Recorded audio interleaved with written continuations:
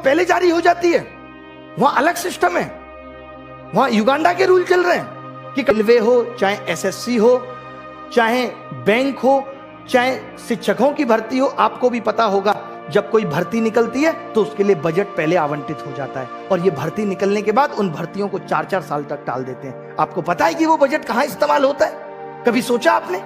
भर्ती निकलने से पहले बजट आवंटित हो जाता है।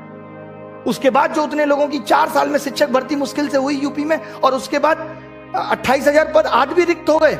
वहां कट ऑफ रेट अगर 100 हो गया तो गाड़ी कम यूज करो, ठीक है, कम कर लेंगे यूज। कल को अनाज महंगा हो जाएगा तो क्या एक टाइम का खाना खा लोगे? ये बोल दोगे फिर तो तुम कि एक टाइम का खाना खा लेना? क्या गलत को गलत नहीं कह सकते? युवाओं की जवानी पढ़ते पढ़ते निकल रही है और नौकरी नहीं मिल रही, इस तरीके का सिस्टम हो गया है। क्या युवा प्रश्न पूछकर गलती कर रहा है? आज बेरोजगारी चरम पर है, और अगर हमने तेज आवाज में ये कह दिया कि रोजगार दो, उसके बावजूद भी कोई मीडिया चैनल इसको दिखाने को तैयार नहीं है, बल्कि हमें गलत ठहराया जा रहा है, हमारी आवाज को दबाने की कोशिश की जा रही है।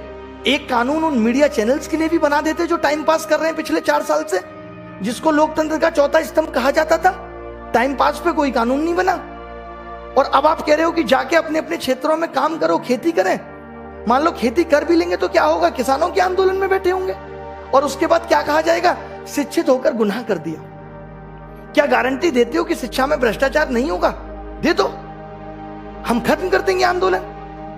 क्या सिस्टम बना दिया है, यहाँ नौकरियां बिक रही हैं, सब कुछ आपके पास तो डिजिटल है, डिजिटल इंडिया है, फिर भ्रष्टाचार क्यों बढ़ रहा है? फिर क्यों ट्रांसपेरेंसी सिस्टम में नहीं आ पा रही?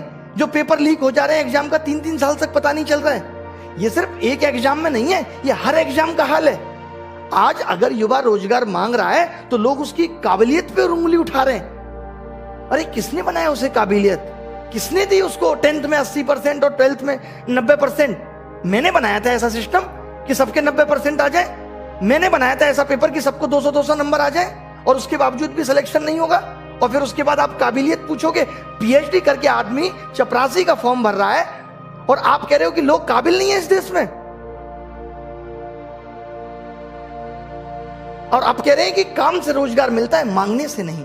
तो आप भी वोट नहीं मांगते, आप भी ये नहीं कहते कि वोट दो, मोदी सरकार ही आएगी, अब की बार मोदी सरकार। आपने भी तो वोट मांगा था। अब अगर हम